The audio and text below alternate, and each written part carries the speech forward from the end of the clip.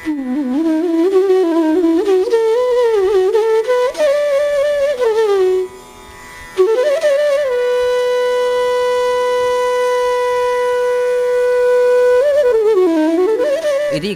ನಮ್ಮ ನಾಡುನುಡಿಯ ಬಗ್ಗೆ ಅಭಿಮಾನ ಹುಟ್ಟಿಸಬೇಕಾದರೆ ಯುವಜನರಿಗೆ ನಮ್ಮ ಹಿರಿದಾದ ಸಂಸ್ಕೃತಿ ಮತ್ತು ದೇಶಕ್ಕಾಗಿ ಸೇವೆ ಸಲ್ಲಿಸಿದ ತ್ಯಾಗಮೂರ್ತಿಗಳ ಅರಿವನ್ನು ನೀಡಿ ನಮ್ಮ ಗತಕಾಲದ ವೈಭವವನ್ನು ತಿಳಿಯಪಡಿಸುವುದು ಅತ್ಯವಶ್ಯಕ.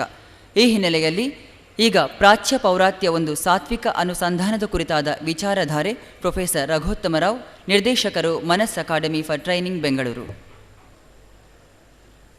ಶ್ರೀ ಪ್ರಕಾಶ್ ಮಲ್ಪೆ ಅವರ ಮಾತುಗಳನ್ನು ಕೇಳಿದ ಮೇಲೆ ನನ್ನ ಮಾತು ಸ್ವಲ್ಪ ಸಪ್ಪೆ ಆಗಬಹುದು. ಸ್ನೇಹಿತರೆ, ನಮ್ಮ ದೇಶದ ಒಬ್ಬ ಹೆಣ್ಣುಮಗಳು, ಅವಳಿಗೆ ಜೀವನದಲ್ಲಿ ಇದ್ದಿದ್ದು ಒಂದೇ ಒಂದು ಆಸೆ, ನಾನು ಏನಾದರೂ ಮಾಡಿ ನಮ್ಮವರೇ ಆದವರು ಅಮೇರಿಕಾದಲ್ಲಿ ನೆಲೆಸಿರುವಂತಹ ಒಂದು ಗಂಡನ್ನು ಮದುವೆ ಆಗಬೇಕು ಅನ್ನೋದು ಒಂದೇ ಒಂದು ಕನಸು, ಆಸೆ. ಬಹಳ ಪ್ರಯತ್ನ ಪಟ್ಟರು ಅವ್ರ ಮನೆಯವರು.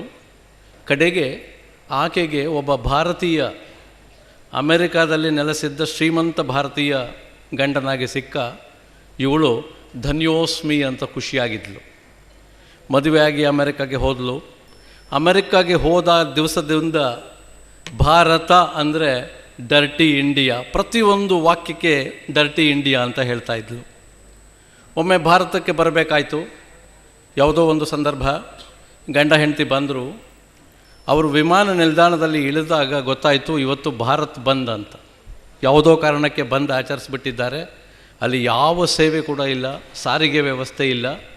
ಆಚೆ ಬಂದರು. ಆಗ ಅವಳು ಹೇಳಿದ್ಲು, see I told you dirty India. Bharat bandh ಅಂದರು, ನಮಗೆಲ್ಲ ತೊಂದರೆ ಕೊಟ್ಟರು, ಡರ್ಟಿ ಇಂಡಿಯಾ. ಆಚೆ ಬಂದಾಗ ಅಲ್ಲಿ ಒಬ್ಬ ವಯಸ್ಸಾದವರಿದ್ದರು. ಅವ್ರದ್ದು ಒಂದು ಹಳೆಯ ಕಾರ್ ಇತ್ತು, ಅಂಬಾಸಿಡರ್ ಕಾರು. ಅವರು ಇವರನ್ನು ನೋಡಿ ಹೇಳಿದ್ರು, ನೀವು ಏನೂ ತಿಳ್ಕೊಳ್ಳದೆ ಇದ್ದರೆ ನಾನು ನಿಮಗೆ ಬಿಡ್ತೇನೆ, $100 ಜಾಸ್ತಿ ಕೊಡಬೇಕು ನನಗೆ ಅಂತ. ಆಗ ಅವಳು ಹೇಳಿದ್ಲು, ನೋಡು ಡರ್ಟಿ ಇಂಡಿಯಾ, ಇವರು ನಮ್ಮನ್ನು ಎಕ್ಸ್ಪ್ಲಾಯ್ಟ್ ಮಾಡಲಿಕ್ಕಿದ್ದಾರೆ. ಕಾರಲ್ಲಿ ಹೊರಟರು. ಸ್ವಲ್ಪ ದೂರ ಹೋದ ಮೇಲೆ ಕಾರ್ ಪಂಚರ್ ಆಯಿತು. ಅವಳು ಹೇಳಿದ್ಲು, ಡರ್ಟಿ ಇಂಡಿಯಾ, ನೋಡಿ ಎಂಥ ಕಾರ್ ಇದು, 3rd hand 4th hand, 2nd hand ಅಲ್ಲ, ಎಂಥ ಕಾರಿದು.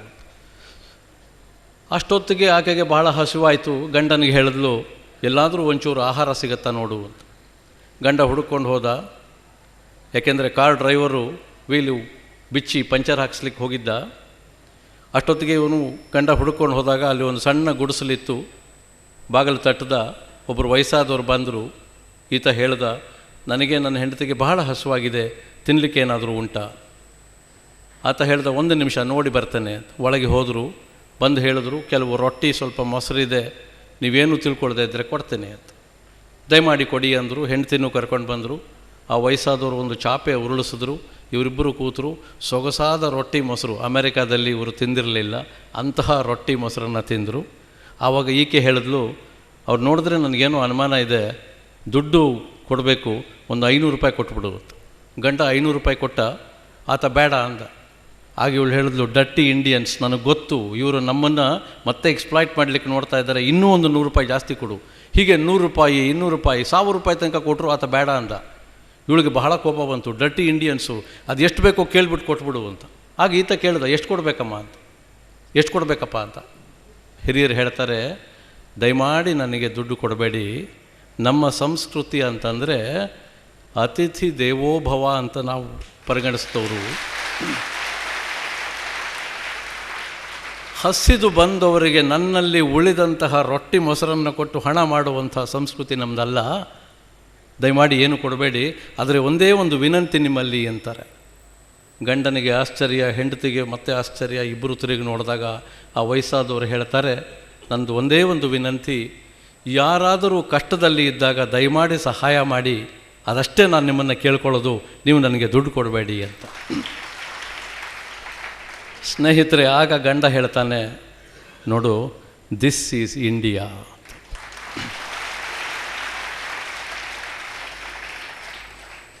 ಸ್ನೇಹಿತರೆ, ಇದನ್ನೆಲ್ಲ ನಾವು ಕೇಳಿದ್ದೇವೆ. ನಾನು ಬಹಳಷ್ಟು ಕಡೆ ಕೇಳಿದ್ದೇನೆ. ಬಹಳ ಜನ ಹೇಳ್ತಾರೆ, east or west, India is the best. ಆಗಬೇಕು, ನಾವು ಇನ್ನೂ ಆಗಿಲ್ಲ. ನಾನು ಕೆಲವು ವಿಚಾರಗಳನ್ನು ನಿಮ್ಮ ಮುಂದೆ ಇಡಲಿಕ್ಕೆ ಇಷ್ಟಪಡ್ತೇನೆ.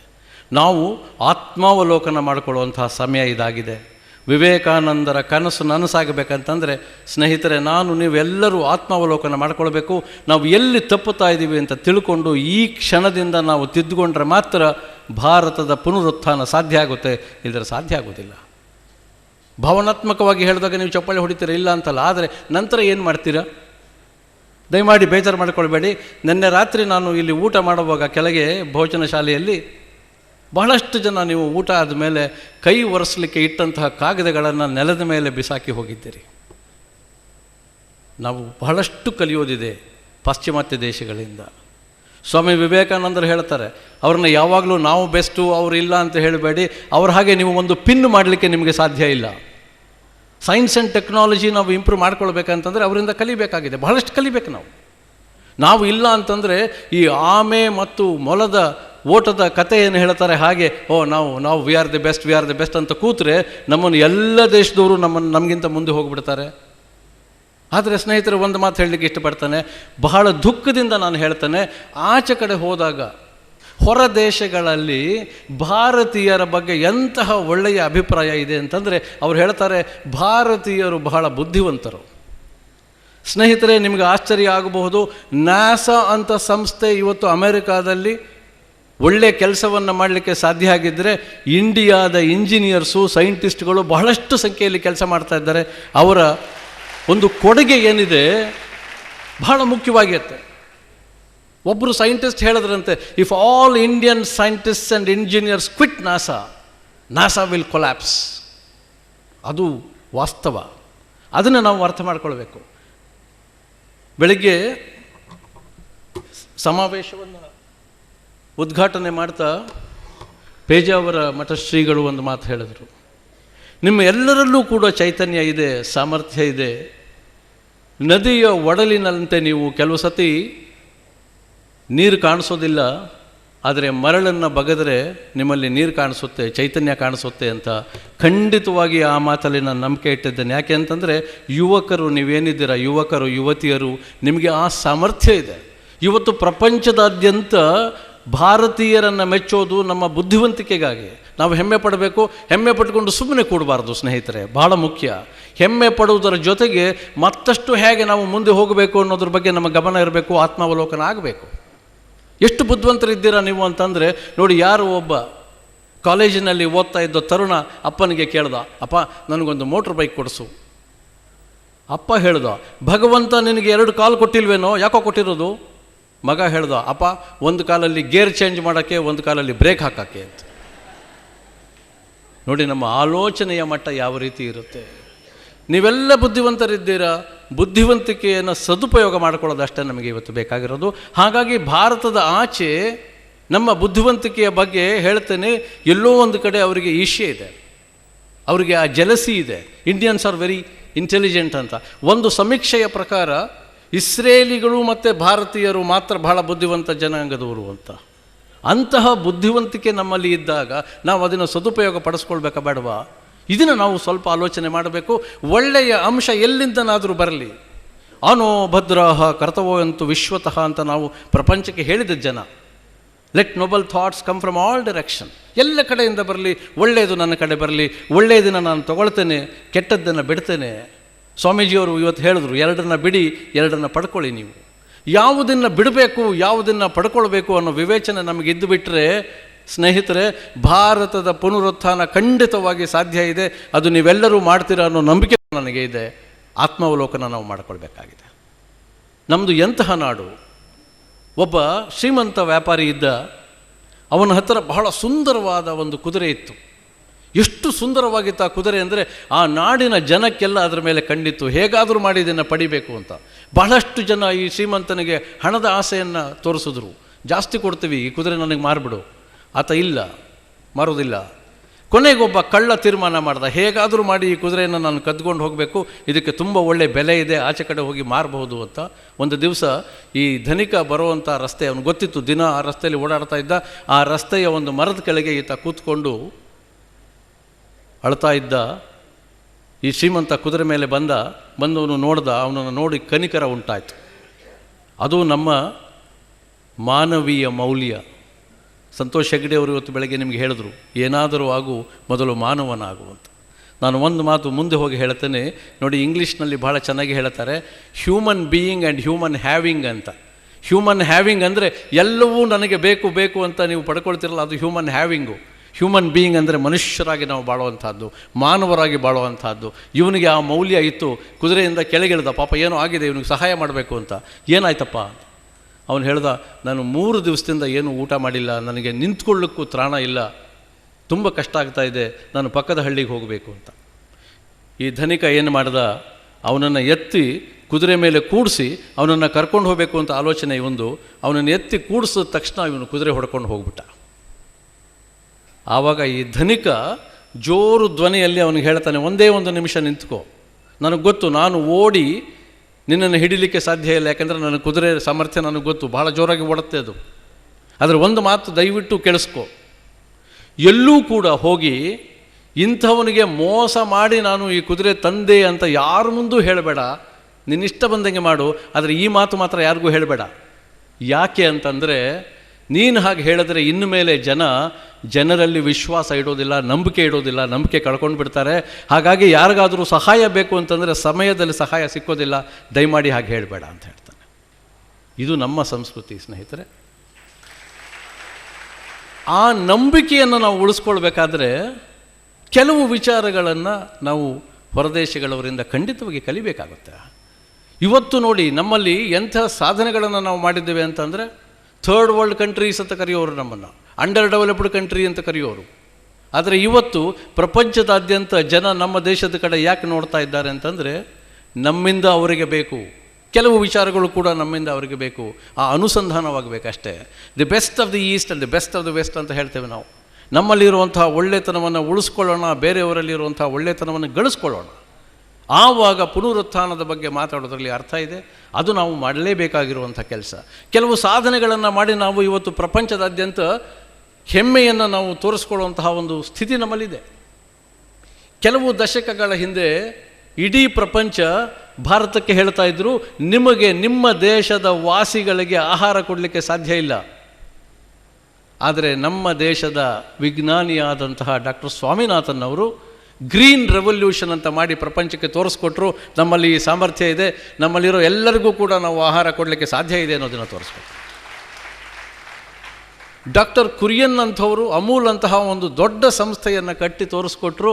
ಸಹಕಾರದ ಒಂದು ತತ್ವ ಏನಿದೆ ಅದು ನಮ್ಮಲ್ಲಿ ಅಳವಡಿಸ್ಕೊಂಡ್ರೆ ನಾವು ಏನು ಮಾಡಲಿಕ್ಕೂ ಸಾಧ್ಯ ಇದೆ ಅನ್ನೋದನ್ನು ತೋರಿಸ್ಕೊಟ್ರು. ಇಡೀ ಪ್ರಪಂಚ ಭಾರತದತ್ತ ಆವಾಗ ನೋಡ್ತು. ಸ್ವಿಟ್ಜರ್ಲೆಂಡ್ ಅಂತ ದೇಶ ಕೂಡ ಅವರ ಕೆಲವು ಆಯೋಜಕರನ್ನು ಭಾರತಕ್ಕೆ ಕಳಿಸಿದ್ರು. ಆ ಅಮೂಲ್ ಸಂಸ್ಥೆಯ ರೂಪರೇಷೆಗಳನ್ನು ತಿಳ್ಕೊಂಡು ಬನ್ನಿ ಅಂತ ಕಳಿಸಿದ್ರು. ಇಂತಹ ಸಾಮರ್ಥ್ಯವನ್ನು ನಾವು ಮಾಡಿದ್ದೇವೆ. ಬಾಹ್ಯಾಕಾಶದಲ್ಲಿ ಕೂಡ ಸಾಕಷ್ಟು ನಾವು ಮುಂದುವರೆದಿದ್ದೇವೆ, ಬೇಕಾದಷ್ಟು ಕ್ಷೇತ್ರಗಳಲ್ಲಿ. ಇನ್ನು ನೀವು ಕಂಪ್ಯೂಟರ್ ಬಗ್ಗೆ ಮಾತಾಡೋದಾದರೆ ಬಹುಶಃ ಇಂಡಿಯಾ ನಂಬರ್ 1 ಅಂತ ಹೇಳಲಿಕ್ಕೆ ಯಾವುದೇ ರೀತಿಯಾದ ಸಂಕೋಚ ಬೇಡ. ಪ್ರಪಂಚದಾದ್ಯಂತ ಏನೇ ಸಮಸ್ಯೆ ಆದರೂ ಕೂಡ ಅವರು ಭಾರತದ ಕಡೆ ಮುಖ ಮಾಡ್ತಾರೆ. Y2K ಅಂತ ಸಮಸ್ಯೆ ಆದಾಗ 2000 Y2K, ಯಾಕೆಂದರೆ 00 ಬಂದುಬಿಡ್ತು, ಅವ್ರಿಗೆ ಏನು ಮಾಡಬೇಕು ಅಂತ ಗೊತ್ತಿರಲಿಲ್ಲ. ಆ Y2K ಸಮಸ್ಯೆಗೆ ಪರಿಹಾರ ಹುಡುಕೊಟ್ಟವರು ನಾವು ಭಾರತೀಯರು. ನಮಗೆ ಆ ಸಾಮರ್ಥ್ಯ ಇದೆ. ಆದರೆ ಸ್ವಲ್ಪ ಬದಲಾವಣೆಗಳನ್ನು ಮಾಡಿಕೊಳ್ಳೋಣ ಸ್ನೇಹಿತರೆ. ಏನು ಬದಲಾವಣೆ ಮಾಡಬೇಕು ನಾವು? ಬಹಳ ಮುಖ್ಯವಾಗಿ ನಾವು ಕೆಲವು ವಿಚಾರಗಳನ್ನು ಅವರಿಂದ ಕಲಿಯೋದಿದೆ. ಸ್ವಾಮೀಜಿಯವರು ಕೂಡ ಅದನ್ನೇ ಆ ಮಾತು ಹೇಳ್ತಾರೆ, you must learn the art of organisation. ಅವರು ಯಾವ ರೀತಿ ಸಂಘಟನೆ ಮಾಡ್ತಾರೆ, ಆ ಆರ್ಗನೈಸೇಷನ್ ಹೇಗಿದೆ ಅದನ್ನು ನಾವು ಕಲಿಬೇಕು.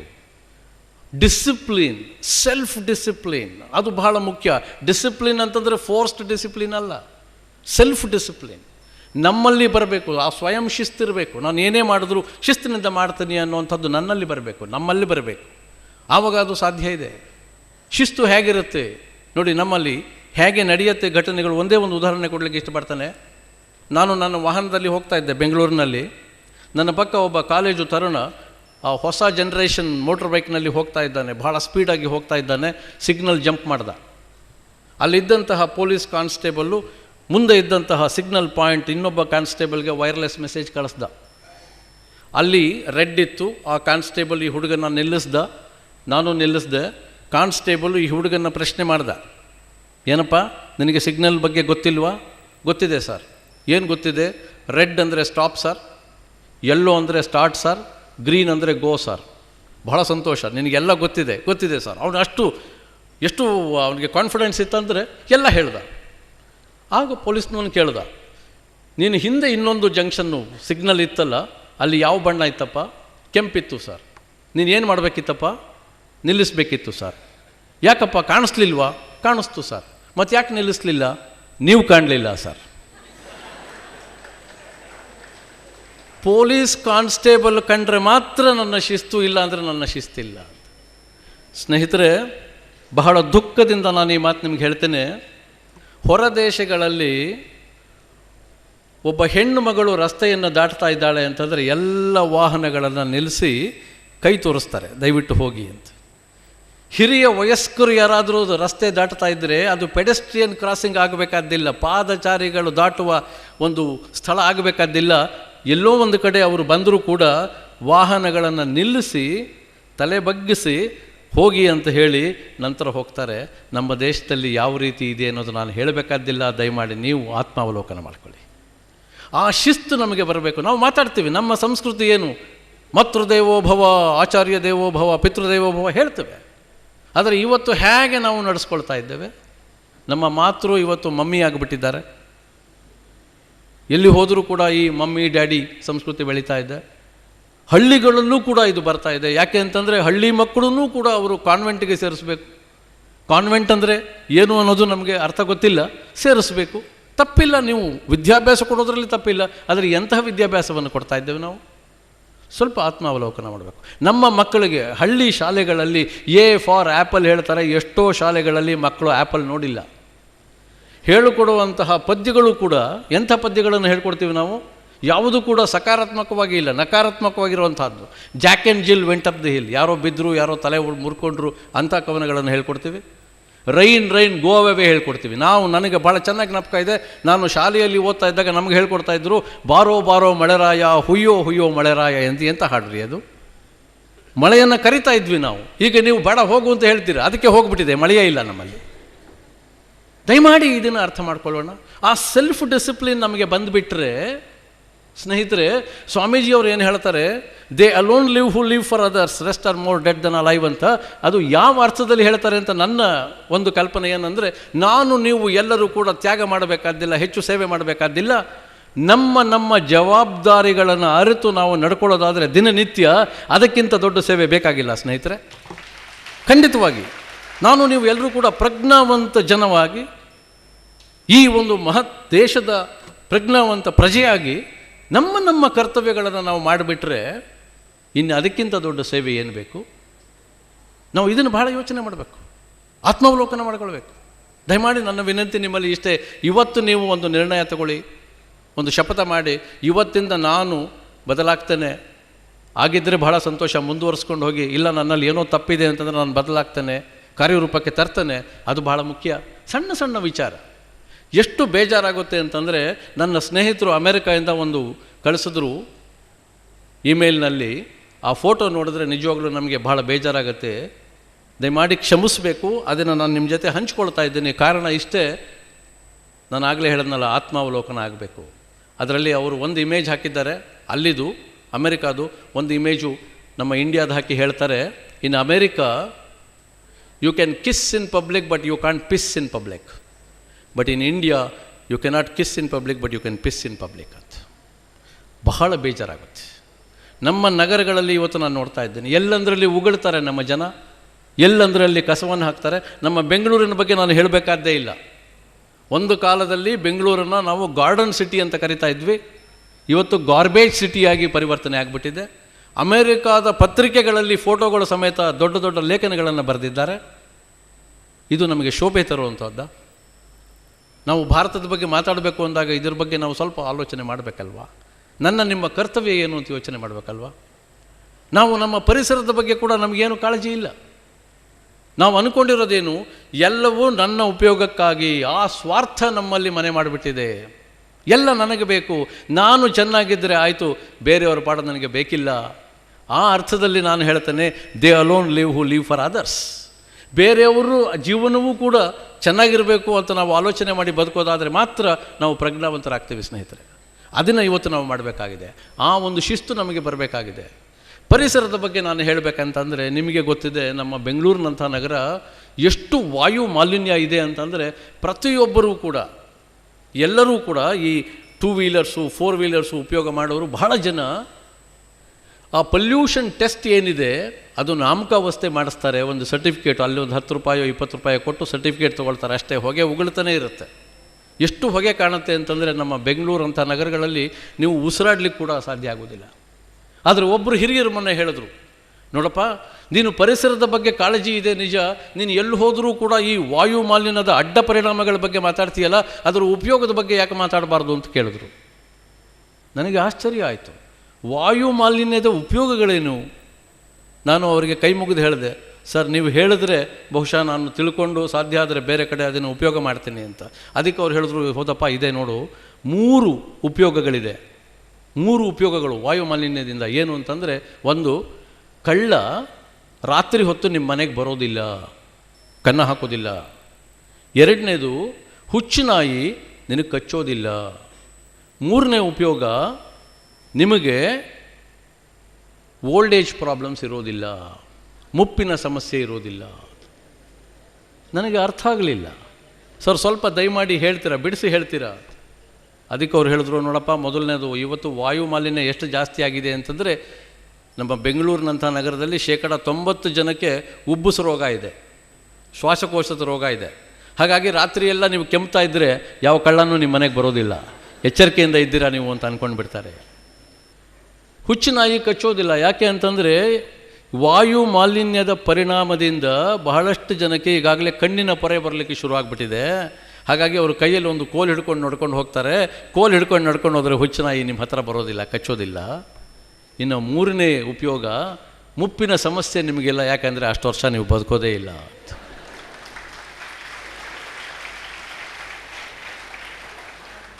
ಸ್ನೇಹಿತರೆ, ನನ್ನ ವಿನಂತಿ, ಚಪ್ಪಾಳೆ ಹೊಡೆದು ಮರೆತು ಬಿಡಬೇಡಿ. ದಯಮಾಡಿ ಏನು ನಾವು ಮಾಡಬೇಕು ಅನ್ನೋದ್ರ ಬಗ್ಗೆ ಸ್ವಲ್ಪ ಗಮನ ಕೊಡಿ. ಇದು ಯಾತಕ್ಕೆ ನಾನು ಆಗಲೇ ಹೇಳಿದ್ನಲ್ಲ, ನಾವು ಎಷ್ಟು ಸ್ವಾರ್ಥಿಗಳಾಗ್ತಾ ಇದ್ದೀವಿ ಅಂತಂದರೆ, ನಾನು ನನ್ನದು ಅನ್ನೋದು ಹೇಗೆ ಬೆಳೀತಾ ಇದೆ ಅಂದರೆ, ನಮ್ಮನ್ನು ಎಲ್ಲೋ ಒಂದು ಕಡೆ ಈ ಮೆಟೀರಿಯಲಿಸ್ಟಿಕ್ ಲೈಫ್ ಕಡೆ ಇದು ತಳ್ತಾ ಇದೆ. ನಮಗೆ ಹೆಚ್ಚು ವಸ್ತುಗಳ ಮೇಲೆ ಪ್ರೇಮ ಜಾಸ್ತಿ ಆಗ್ತಾ ಇದೆ. ಒಬ್ಬ ಮನಃಶಾಸ್ತ್ರಜ್ಞ ಬಹಳ ಚೆನ್ನಾಗಿ ಹೇಳ್ತಾರೆ, ಇವತ್ತಿನ ಸಮಸ್ಯೆ ಏನಪ್ಪ ಅಂತಂದರೆ, ಬಹಳ ಜನ ಈ ಮೆಟೀರಿಯಲಿಸ್ಟಿಕ್ ಲೈಫ್ ಕಡೆ ಒತ್ತು ಕೊಡೋದ್ರಿಂದ they use people and love things. ಆದರೆ ನಮ್ಮ ಸಂಸ್ಕೃತಿ ಇದ್ದಿದ್ದು you must love people and use things ಅಂತ. ಒಂದು ವಸ್ತು ನಾನು ಅದನ್ನು ಉಪಯೋಗ ಮಾಡಬೇಕು, ಆದರೆ ಒಬ್ಬ ವ್ಯಕ್ತಿಯನ್ನು ನಾನು ಪ್ರೇಮ ಮಾಡಬೇಕು. ಆದರೆ ಇವತ್ತು ನಾವು ವಸ್ತುಗಳನ್ನು ಪ್ರೇಮ ಮಾಡ್ತಾ ಇದ್ದೀವಿ, ಜನಗಳನ್ನು ಉಪಯೋಗ ಮಾಡ್ತಾ ಇದ್ದೀವಿ ಅಂತ ಆಲೋಚನೆ ಮಾಡುವಂಥ ಒಂದು ಪರಿಸ್ಥಿತಿ ಇದೆ ನಮಗೆ. ಈ ಒಂದು ಸ್ವಾರ್ಥದಿಂದ ಏನಾಗ್ತಾ ಇದೆ, ನಮ್ಮ ಸಂಸ್ಕೃತಿಯಲ್ಲಿ ನಾವು ಹೇಳ್ಕೊಳ್ತಾ ಇದ್ವಿ ನಮ್ಮದು ಕೂಡು ಕುಟುಂಬ, ಜಾಯಿಂಟ್ ಫ್ಯಾಮಿಲೀಸ್ ಅಂತ ಹೇಳ್ತಾ ಇದ್ವಿ. ಸ್ನೇಹಿತರೆ, ಇವತ್ತು ವಾಸ್ತವ ಏನು? ನಮ್ಮ ನಗರಗಳಲ್ಲಿ ನಾನು ನೋಡ್ತಾ ಇದ್ದೇನೆ, ನ್ಯೂಕ್ಲಿಯರ್ ಫ್ಯಾಮಿಲೀಸ್ ಅಂತೀವಿ. ಗಂಡ ಹೆಂಡತಿ, ಕೆಲವು ಸಂದರ್ಭದಲ್ಲಿ ಒಂದು ಮಗು, ಬಹಳಷ್ಟು ಸಂದರ್ಭದಲ್ಲಿ ಮಗುವೇ ಇಲ್ಲ. ಇದು ನಾವು ಹೊಸದಾಗಿ ಕಲಿತಾ ಇರುವಂಥದ್ದು. Double income and no kids ಅಂತಾರೆ ನಮ್ಮ ಸಾಫ್ಟ್ವೇರ್ ಇಂಜಿನಿಯರ್ಸ್ ಅವ್ರ ಭಾಷೆಯಲ್ಲಿ. 2 ಇನ್ಕಮ್ಮು, ಗಂಡ ಹೆಂಡತಿ ಇಬ್ಬರು ಕೆಲಸ ಮಾಡ್ತಾರೆ, ಕಿಡ್ಸ್ ಬೇಡ. ಇದು ಒಂದು. ನಾವು ಕೂಡು ಕುಟುಂಬ ಅಂತ ಹೇಳ್ತಾ ಇದ್ದಿದ್ದನ್ನೆಲ್ಲ ನಾವು ವಿಂಗಡಣೆ ಮಾಡಿಬಿಟ್ಟಿದ್ದೇವೆ. ಇನ್ನು ನಮ್ಮ ಮಕ್ಕಳಿಗೆ ಒಳ್ಳೆಯದನ್ನು ಹೇಳಿಕೊಡ್ಲಿಕ್ಕೆ ಯಾರಿದ್ದಾರೆ? ನನಗೆ ಬಹಳ ಚೆನ್ನಾಗಿ ಜ್ಞಾಪಕ ಇದೆ, ನಾವು ಯಾವುದೇ ರಜೆ ಬಂದರೂ ಕೂಡ ನಮ್ಮ ಅಜ್ಜ ಅಜ್ಜಿ ಮನೆಗೆ ಹೋಗ್ತಾ ಇದ್ವಿ. ನಮ್ಮ ಅಜ್ಜ ಅಜ್ಜಿ, ನಮ್ಮ ಚಿಕ್ಕಮ್ಮಂದರು, ದೊಡ್ಡಮ್ಮಂದರು, ಸೋದರ ಮಾವಂದರು ಎಲ್ಲರೂ ಕೂಡ ಇರ್ತಾಯಿದ್ರು. ಒಬ್ಬರಲ್ಲ ಒಬ್ಬರು ಏನೋ ಒಂದು ಕತೆ ಹೇಳೋರು, ಆಚೆ ಕಡೆ ಕರ್ಕೊಂಡು ಹೋಗೋರು, ಆಟ ಆಡಿಸೋರು, ಅಂತಹ ಒಂದು ವಾತಾವರಣದಲ್ಲಿ ನಾವು ಬೆಳೆದ್ವಲ್ಲ. ಇವತ್ತು ಎಲ್ಲಿ ಹೋಯ್ತದು? ನಾನು ಒಂದು ಕಾಲೇಜಿನಲ್ಲಿ ಪ್ರಾಧ್ಯಾಪಕನಾಗಿ ಕೆಲಸ ಮಾಡ್ತಾ ಇದ್ದೆ, ವಾಣಿಜ್ಯ ಶಾಸ್ತ್ರ. ಒಮ್ಮೆ ಒಂದು ಪ್ರಶ್ನೆಯನ್ನು ಕೇಳಿದ್ದೆ, define joint family. Define joint family, objective question, 2 marks. ಒಬ್ಬ ಹುಡುಗ ಬರೀತಾನೆ, if both husband and wife live together that is a joint family. ಸ್ನೇಹಿತರೆ, ಮತ್ತೊಮ್ಮೆ ಕಳಕಳಿಯ ವಿನಂತಿ, ನಕ್ಕು ಚಪ್ಪಾಳೆ ಹೊಡೆದು ಮರೆಯುವಂಥ ವಿಚಾರ ಅಲ್ಲ. ನಾವು ಆತ್ಮಾವಲೋಕನ ಮಾಡ್ಕೊಳ್ಳೋದಿದೆ. ನಾವು ಎಲ್ಲಿ ತಪ್ತಾ ಇದ್ದೇವೆ ತಿದ್ಕೊಳ್ಬೇಕು. ನಾವು ಇದು ಸಮಯ. ಈಗ ನಾವು ತಿದ್ದುಕೊಂಡ್ರೆ ಸ್ನೇಹಿತರೆ, ನಿಮ್ಮ ಬುದ್ಧಿವಂತಿಕೆ, ನಿಮ್ಮ ಶಕ್ತಿ ಸಾಮರ್ಥ್ಯದಲ್ಲಿ ಇರೋ ನಮ್ಮ ನಂಬಿಕೆ ಖಂಡಿತವಾಗಿ ಸುಳ್ಳಾಗೋದಿಲ್ಲ. ಅದನ್ನು ನಾವು ಮಾಡಬೇಕು. ತುಂಬ ಮೆಟೀರಿಯಲಿಸ್ಟಿಕ್ ಆಗಬೇಡಿ. ಹಣ ಸಂಪಾದನೆ ಮಾಡಬೇಡಿ ಅಂತ ನಾನು ಯಾರಿಗೂ ಹೇಳೋದಿಲ್ಲ. ದಯಮಾಡಿ ತಪ್ಪು ಅರ್ಥ ಮಾಡ್ಕೊಳ್ಬೇಡಿ. ಹಣ ಸಂಪಾದನೆ ಮಾಡಬೇಡಿ ಅಂತ ನಾನು ಯಾರಿಗೂ ಹೇಳೋದಿಲ್ಲ.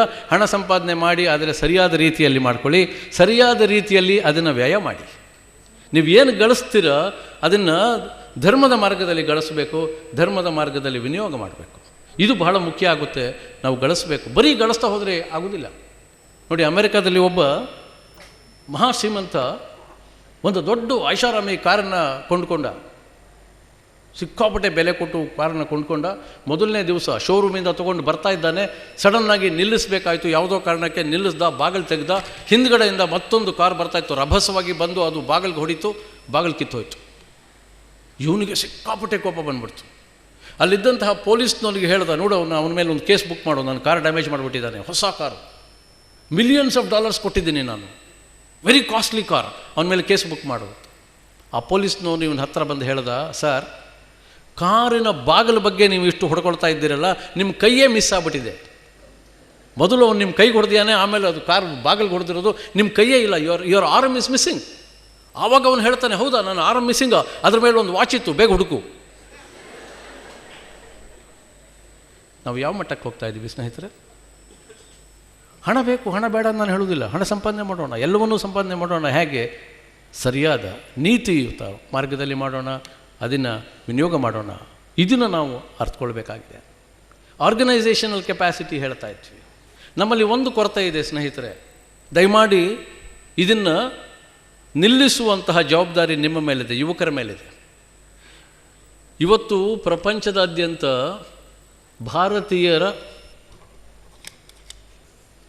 ಭಾರತೀಯರ ಟೀಮ್ ಸ್ಪಿರಿಟ್ ಬಗ್ಗೆ ಸುಮಾರು ಜೋಕುಗಳು ಚಲಾವಣೆಯಲ್ಲಿದೆ. ಅದನ್ನು ಆಚೆ ಕಡೆ ಕೇಳಿದಾಗ ಮನಸ್ಸು ಬಹಳ ಬಹಳ ಬಹಳ ಹಿಂಸೆಗೆ ಒಳಗಾಗುತ್ತೆ. ಇಂಡಿಯನ್ ಕ್ರ್ಯಾಬ್ಸ್ ಅಂತ ಕರೀತಾರೆ ಸ್ನೇಹಿತರೆ. ಇಂಡಿಯನ್ ಕ್ರ್ಯಾಬ್ಸ್ ಅಂದರೆ ನೋಡಿ, ಇಂಡಿಯಾದವರು, ಜಪಾನ್ನವರು ಅಮೆರಿಕಾಗೆ ಏಡಿಗಳನ್ನು ರಫ್ತು ಮಾಡ್ತಾ ಇದ್ರಂತೆ. ಜಪಾನ್ನವರು 100 ಏಡಿಗಳನ್ನು ಬಾಕ್ಸಲ್ಲಿ ಹಾಕಿ ಸೀಲ್ ಮಾಡಿ ಕಳಿಸೋರು. ಅಮೆರಿಕಾಗೆ ಹೋದಾಗ 1-2 ಮಿಸ್ ಆಗಿಬಿಡ್ತಾಯಿತ್ತು. ನಮ್ಮ ಭಾರತದವ್ರು ಏನು ಮಾಡ್ತಾಯಿದ್ರು, ಒಂದು ಬ್ಯಾಸ್ಕೆಟ್ನಲ್ಲಿ ಹಾಕಿ ಅದಕ್ಕೆ ಮುಚ್ಚುಲುವೂ ಇಲ್ಲ, ಸೀಲ್ ಮಾಡೋದಿರಲಿ, ಮುಚ್ಚುಲುವೂ ಇಲ್ಲ, 100 ಏಡಿ ಹಾಕಿ ಕಳಿಸ್ಬಿಡೋರು. ಅಮೆರಿಕಾಗೆ ಹೋದಾಗ 100ಕ್ಕೆ 100 ಇರ್ತಾಯಿತ್ತು. ಅವ್ರಿಗೆ ಆಶ್ಚರ್ಯ ಆಯಿತು, ಇದು ಹೇಗೆ ಸಾಧ್ಯ? ಅಧ್ಯಯನ ಮಾಡಿದಾಗ ನೋಡಿದ್ರಂತೆ, ಈ ಜಪಾನಿ ಏಡಿಗಳು ಏನು ಮಾಡ್ತಾಯಿತ್ತು, ಯಾವುದೋ ಒಂದು ಕಷ್ಟಪಟ್ಟು ಮೇಲೆ ಹತ್ತಾ ಇದ್ದರೆ ಮಿಕ್ಕಿದ್ದೆಲ್ಲ ಮೇಲೆ ತಳ್ತಾ ಇತ್ತಂತೆ. 1-2 ಎಸ್ಕೇಪ್ ಆಗಿಬಿಡ್ತಾಯಿತ್ತು. ನಮ್ಮಲ್ಲಿ ಒಂದು ಪಾಪ ಕಷ್ಟಪಟ್ಟು ಮೇಲೆ ಹೋಗ್ತಾ ಇದ್ದರೆ ಮಿಕ್ಕಿದ 99 ಹಿಡಿದು ವಾಪಸ್ ಎಳಿತಾ ಇತ್ತಂತೆ. ಚಪ್ಪಾಳೆ ಹೊಡಿಬೇಡಿ, ದಯವಿಟ್ಟು ಚಪ್ಪಾಳೆ ಹೊಡಿಬೇಡಿ, ಆತ್ಮಾವಲೋಕನ ಮಾಡ್ಕೊಳ್ಳೋಣ. ಬಹಳ ಬಹಳ ಬೇಜಾರಿನಿಂದ ಈ ಮಾತು ನಿಮ್ಗೆ ಹೇಳ್ತಾ ಇದ್ದೇನೆ. ನಕ್ಕು ಬಿಡುವಂಥ ವಿಚಾರ ಅಲ್ಲ ಸ್ನೇಹಿತರೆ, ದಯಮಾಡಿ ಆಲೋಚನೆ ಮಾಡಿ. ನೋಡಿ, ಮತ್ತೊಬ್ಬರು ಅದಕ್ಕೆ ನೋಡಿ ಹೇಗೆ ಗೇಲಿ ಮಾಡ್ತಾರೆ ನಮಗೆ ಅಂತಂದರೆ, ಆಚೆ ಕಡೆ ಹೇಳ್ತಾರೆ ಇಂಡಿಯನ್ ನ್ಯಾಷನಲ್ ಸ್ಪೋರ್ಟ್ ಯಾವುದು ಅಂತಂದರೆ ನಮ್ಮಲ್ಲಿ ಭಾಳ ಜನ ಹಾಕಿ ಅಂತಾರೆ. ಹಾಕಿ ಅಲ್ಲ, ಕಬಡ್ಡಿ. ಯಾಕೆಂದರೆ ಕಾಲೆಳೆಯೋ ಆಟ. ಇಂತಹ ಒಂದು ಪರಿಸ್ಥಿತಿ ಇದೆ ಸ್ನೇಹಿತರೆ. ಇದನ್ನು ಬದಲಾವಣೆ ಮಾಡಬೇಕಾದ್ರೆ ನೀವು ಎಲ್ಲರೂ ಆಲೋಚನೆ ಮಾಡಬೇಕು, ಆತ್ಮಾವಲೋಕನ ಮಾಡ್ಕೊಳ್ಬೇಕು. ಎಲ್ಲಿ ನಾವು ತಪ್ಪು ಮಾಡ್ತಾ ಇದ್ದೀವಿ ಅದು ತಿದ್ದುಕೊಳ್ಳೋಣ, ಶಿಸ್ತನ್ನು ಅಳವಡಿಸ್ಕೊಳ್ಳೋಣ, ಸಂಘಟಿತರಾಗಿರೋಣ, ಆ ಟೀಮ್ ಸ್ಪಿರಿಟ್ ಬೆಳೆಸ್ಕೊಳ್ಳೋಣ. ನಾವು ತುಂಬ ನಾವು ಡಿವೈಡ್ ಆಗ್ತಾ ಇದ್ದೀವಿ. ಜಾತಿ, ಭಾಷೆ, ಪ್ರಾಂತ್ಯ, ಹೀಗೆ. ದಿವಂಗತ ಬೀಚಿಯವರು ಬಹಳ ಹಿಂದೆ ಹೇಳಿದ್ರು, ಭಾಷಾವಾರು ಪ್ರಾಂತ್ಯ ವಿಂಗಡಣೆ ಆದಾಗ ಅವ್ರು ಹೇಳಿದ್ರು, ಇದರಿಂದ ಏನಾಗತ್ತೆ ಅಂತ ಯಾರೋ ಬೀಚಿನ ಕೇಳಿದಾಗ ಹೇಳಿದ್ರಂತೆ, ಒಂದೇ ಒಂದು ದೊಡ್ಡ ಸಮಸ್ಯೆ ನನಗೆ ಕಾಣ್ತಾ ಇದೆ. ಏನಪ್ಪ ಅಂತಂದರೆ, ಮುಂದೆ ಒಂದು ದಿವಸ ತಮಿಳ್ನಾಡು ಕೀ ಅಂದರೆ ಜೈ ಅಂತಾರೆ, ಕರ್ನಾಟಕ ಕೀ ಅಂದರೆ ಜೈ ಅಂತಾರೆ, ಭಾರತ್ ಮಾತಾ ಕೀ ಅಂದರೆ ನೈ ಅಂತಾರೆ ಅಂತ. ಅಂತಹ ಒಂದು ಪರಿಸ್ಥಿತಿ ನಮ್ಮಲ್ಲಿ ಇವತ್ತು ಬಂದುಬಿಟ್ಟಿದೆ. ದಯಮಾಡಿ ಆಲೋಚನೆ ಮಾಡಿ ಆತ್ಮಾವಲೋಕನ ಮಾಡಿಕೊಳ್ಳೋಣ.